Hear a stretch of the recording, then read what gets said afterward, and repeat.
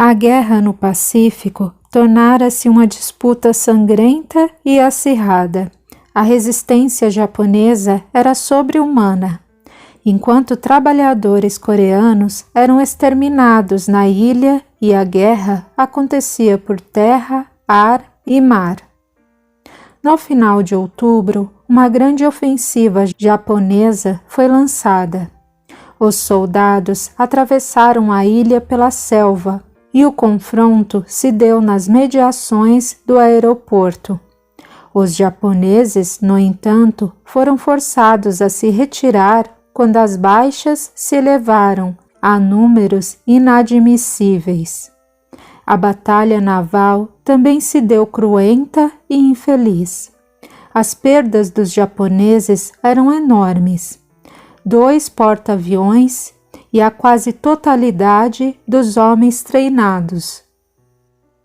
Dessa maneira, o afundamento de mais de metade dos comboios de tropas e suprimentos japoneses que seguiam para a ilha decidiu o resultado da batalha em terra.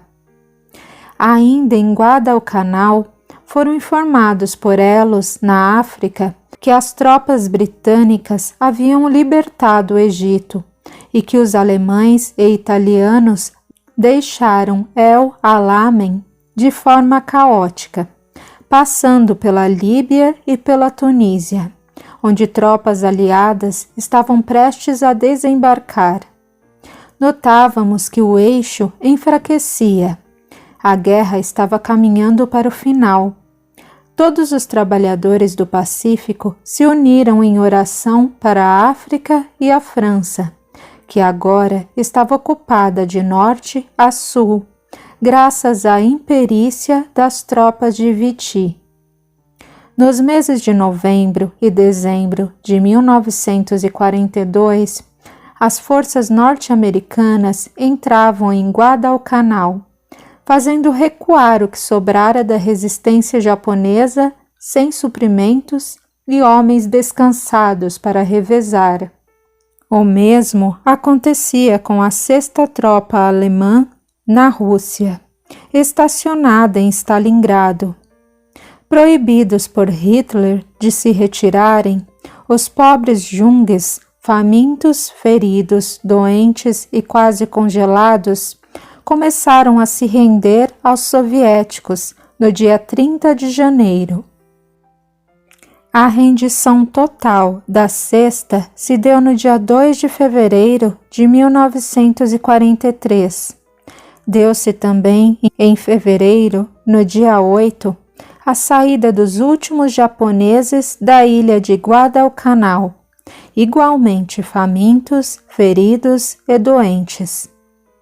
No dia seguinte, o general Alexander Petty comunicou a seus superiores que a Batalha de Guadalcanal estava terminada. Por alguns dias, ainda trabalhamos na parte extrafísica de Guadalcanal. Quando, enfim, o último soldado foi levado para o pronto-socorro específico, pudemos deixar as Ilhas Salomão. Ainda havia guerra no Pacífico, e esta seria a última a terminar, mas nossa missão por ali estava cumprida. Demo-nos um momento de descanso em uma bela ilha, aonde a guerra não havia chegado. Adam e Saulo contaram a história de Roy e Kurt a todos, deixando-nos emocionados. Aproveitando o tempo de descanso, as meninas me bombardearam com perguntas acerca da história dos rapazes americanos.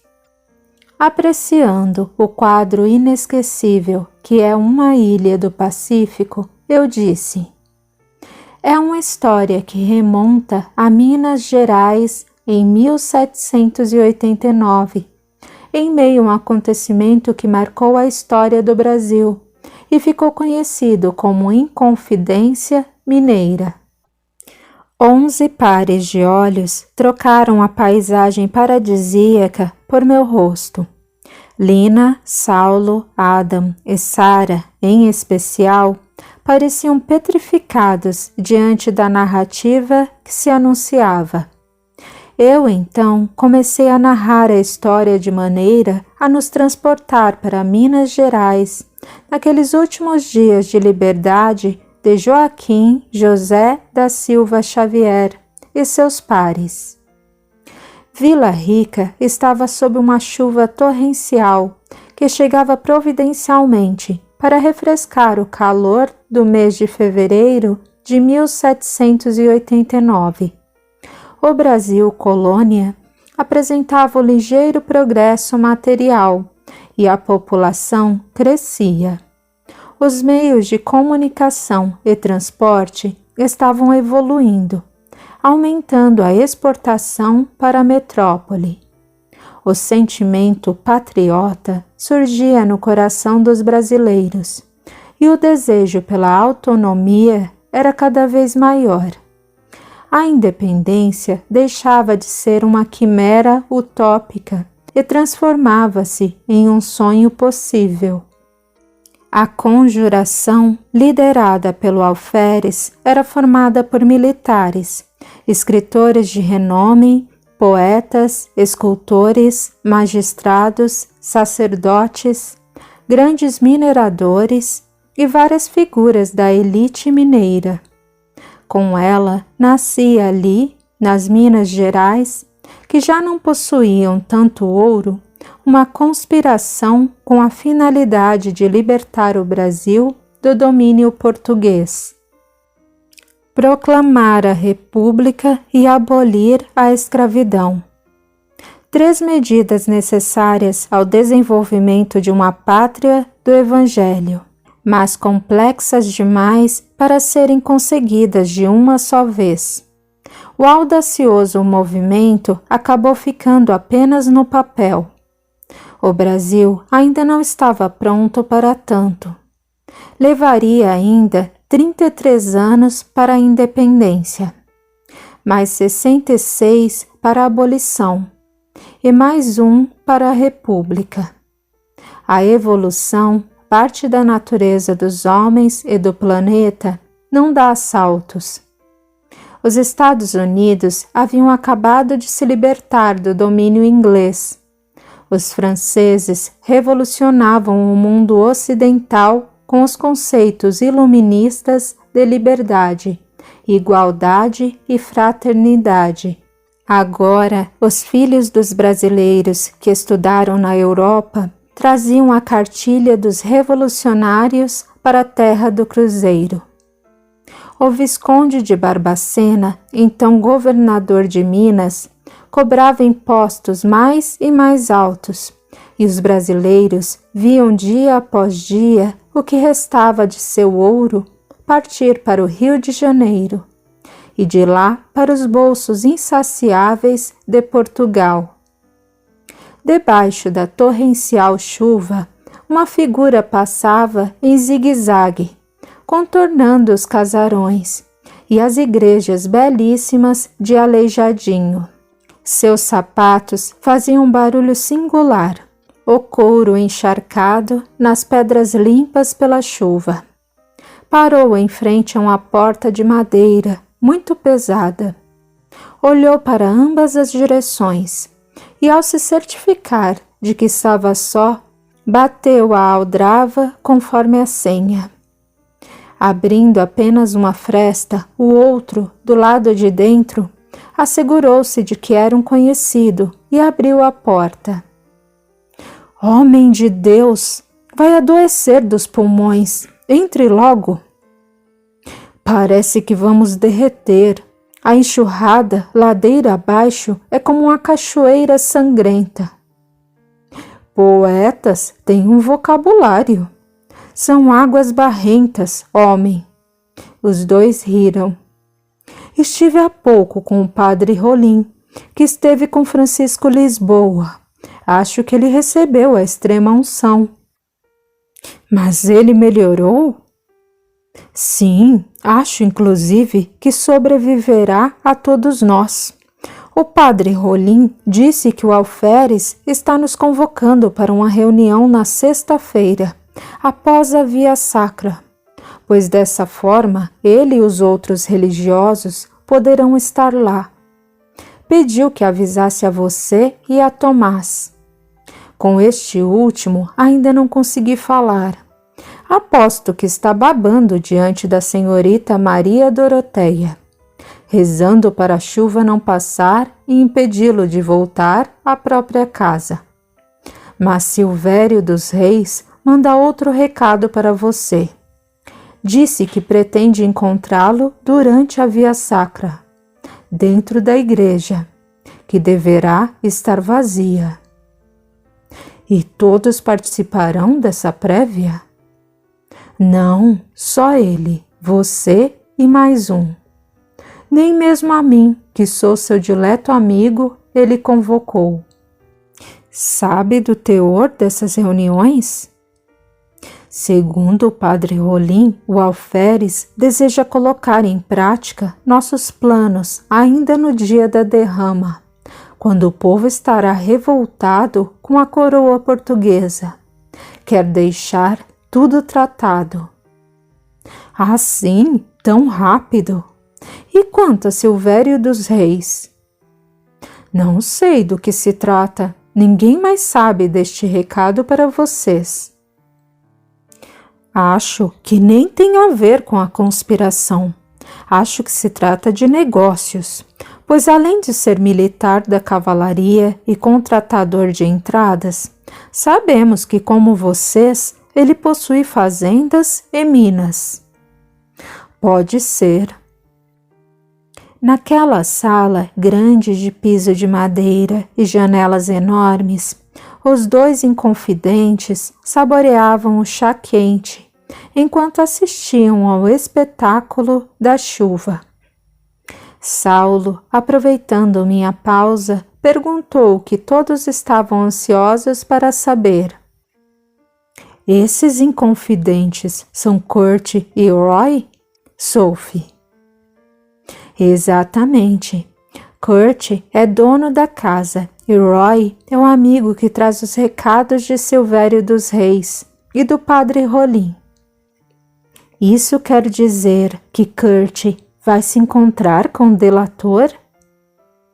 Certamente, Lina.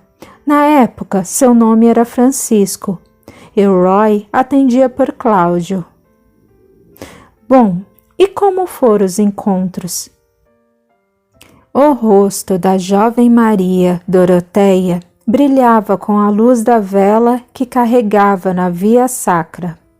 Tomás Gonzaga, que lhe devotava um amor sem limites, olhava inebriado do outro lado da procissão, ao lado de Cláudio, a amada com os cabelos cobertos pelo véu branco, a repetir as orações de Padre Toledo. Ele esperava o levante para planejar os conjurados para então, com as bênçãos do padre, desposar a amada, que imortalizaria em 1792 como Marília. No auge de seu enlevo, os poetas se lembraram da conjuração, e Cláudio, em particular, esquecera completamente que o amigo de infância estava no exato momento confabulando com Silvério dos Reis. Dentro da igreja, 3 homens falavam quase aos sussurros na penumbra. Não posso mais esconder que estou falido. E quanto a vocês, sei que estão em situação financeira desfavorável, pois todos temos dívidas altíssimas com a coroa.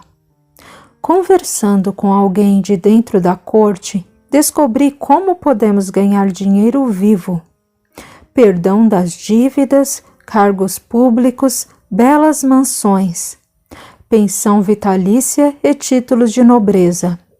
E ainda poderemos entrar para a ordem de Nosso Senhor Jesus Cristo, entre outros tantos privilégios. E como isso pode ser obtido? Se conseguirmos delatar um fidedigno lesa majestade. E onde diabos encontraremos um autor desse crime? Não percebe, Francisco, que somos, nós mesmos, parte de um? A conjuração é um crime de lesa majestade legítimo. Que propósito acha que eu tinha ao entrar nessa conspiração que já nasce morta? Somos portugueses, amigos. Que importância se uma colônia está sendo depenada, entre aspas, por nosso país? Sou um homem de confiança do governo. Tenho deveres para com minha pátria. E vocês também. Os planos desta conjuração não estão de acordo com a libertação do Brasil do jugo de nossa terra. Estão pensando apenas nas Minas Gerais. E não tanto na capitania em si, mas naquilo que lhe dá um nome. Salvo alguns sonhadores, todos nós estamos preocupados com o ouro das minas, e como nós mesmos, com suas próprias dívidas. Sabem bem dos planos de cortar cabeças, a começar pelo governador. São, em sua maioria, violentos e interesseiros. Como coronel da cavalaria dos Campos Gerais, eu me vejo obrigado a intervir. Mas sozinho não terei muito resultado. Preciso de outros que se unam a mim na denúncia. Já conto com o apoio de Pamplona e Basílio. Posso contar com o de vocês? Nunca acreditei mesmo nos sonhos mirabolantes do alferes, que bem poderiam ter saído do coração enamorado de Tomás, ou dos sermões utópicos de Padre Toledo. Esse levante será um suicídio coletivo. São mudanças radicais demais. Estou com você, Silvério, e posso convidar para que também se una a nós meu grande amigo Cláudio. Cláudio é um poeta e, como tal, um sonhador. Não, eu não acho que ele deva ser convidado para esta empreitada. E quanto a você? Perguntou ao terceiro homem presente. Faço minhas as palavras de Francisco. Bom, então devemos nos aviar. Sei que Cláudio nos espera. A via sacra está voltando. Cláudio deverá ir à casa de Maria Doroteia com Tomás para acompanhá-la. Temos tempo, mas não abusemos. Não podemos ser vistos juntos por ninguém. Cada um deve sair daqui sozinho. Na casa de Cláudio, uma bandeira branca adornava com um triângulo verde no centro, onde havia a inscrição latina: Libertas quae sera tamen. Estava suspensa na parede de frente para a porta da entrada.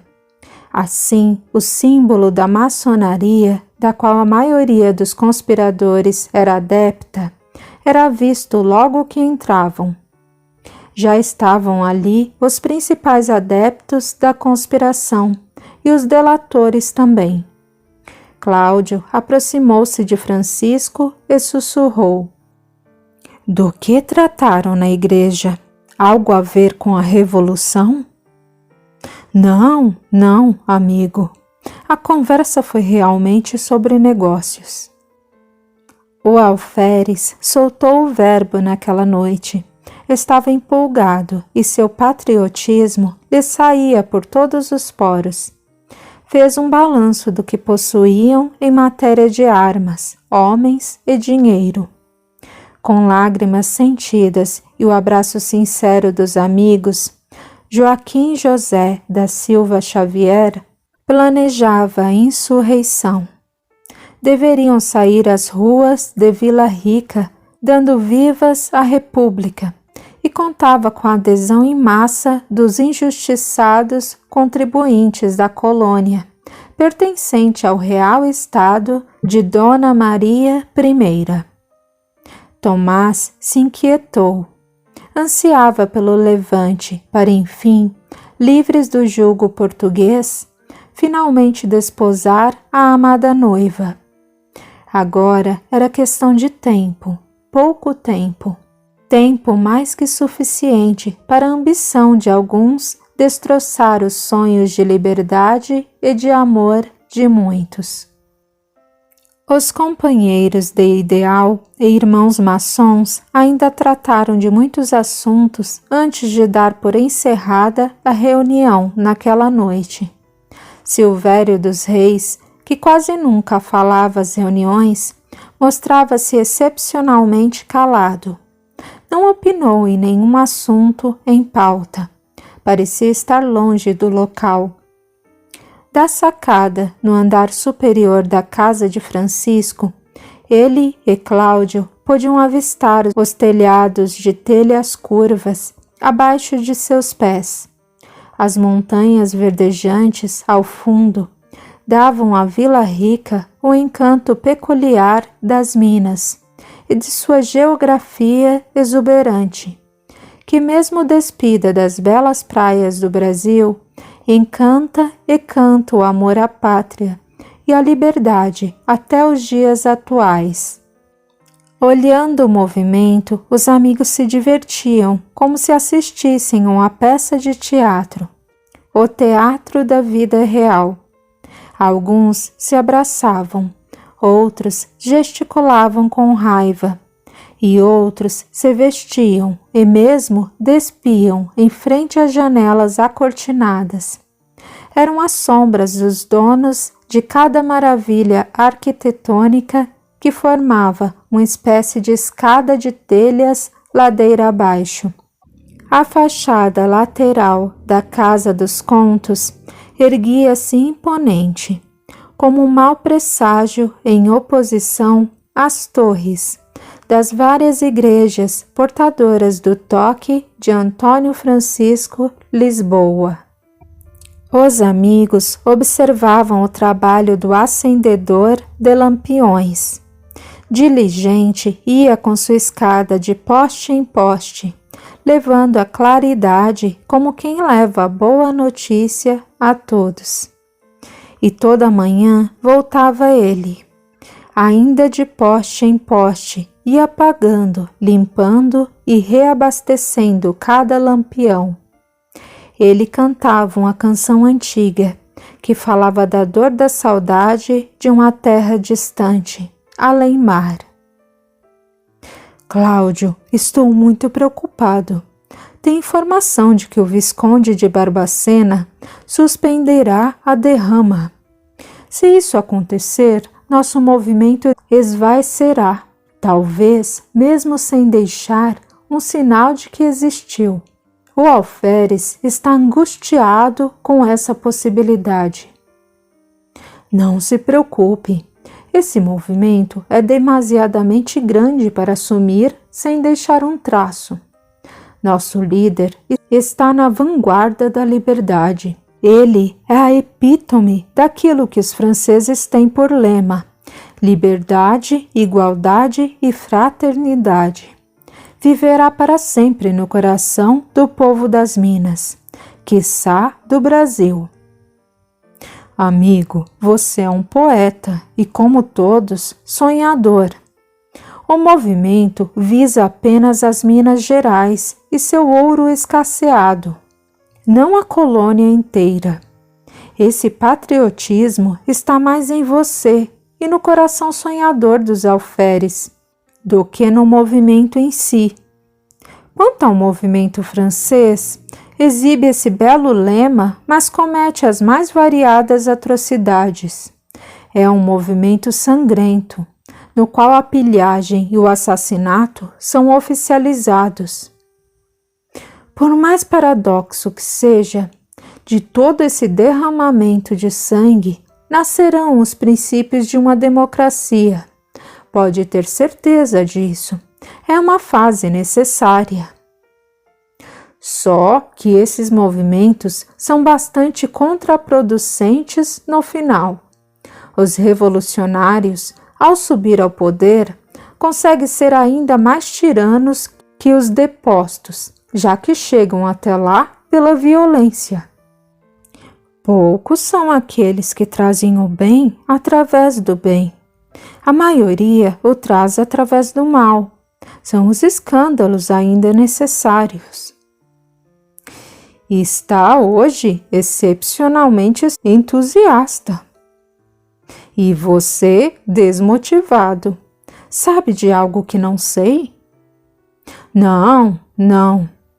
Só me diga, se esse movimento for descoberto, você assume sua participação nele? Sou alguém que nunca julgou Pedro, embora abomine Judas, e sempre admirei João. Só não sei se agiria como ele. Eu não sei, amigo. Pretendo estar junto do alferes para tudo. Espero não ter de colocar minha fidelidade à prova. Abraçando o amigo fortemente, Cláudio desceu e ganhou a rua. Rapidamente alcançou o acendedor. Em um duelo extravagante, desceu a ladeira com ele, a acender os lampiões. Francisco, ainda na sacada, sentiu-se mal. Estavam a poucos passos de consumar a delação. Não havia volta. Poderia até ser morto pelos contra-revolucionários. Ou ele se associava a Silvério dos Reis, ou ia à bancarrota. E depois, será que os amigos, entre aspas, ainda o aceitariam? Afinal, eram todos fazendeiros e mineradores abastados, poetas, padres, militares de alta patente. Suas vistas se turvaram pelas lágrimas, e ainda assim acompanhou a cômica descida do amigo de tantos anos, bancando o acendedor. Mesmo entre lágrimas, sorriu da irreverência de Cláudio. O clima em Vila Rica parecia extremamente volátil. Sentimentos conflitantes tomaram conta dos delatores. Até Silvério dos Reis sentiu-se um conflito gigantesco, quando em 15 de março de 1789, junto de seus partidários, procurou pelo governador de Minas, o Visconde de Barbacena, e denunciou a Inconfidência Mineira. Mal tomou conhecimento da conspiração, Barbacena enviou Silvério dos Reis ao Rio de Janeiro para apresentar as mesmas denúncias ao vice-rei. Este imediatamente abriu a investigação, ou devassa, em 7 de maio. Cláudio, desolado, conseguiu enviar um aviso ao alferes Tiradentes, que estava no Rio. Explicava que o movimento havia sido denunciado, mas ele ainda não sabia por quem. O líder dos Inconfidentes escondeu-se na casa do amigo Domingos Fernandes da Cruz, onde recebeu inocentemente Silvério dos Reis, e assim foi descoberto.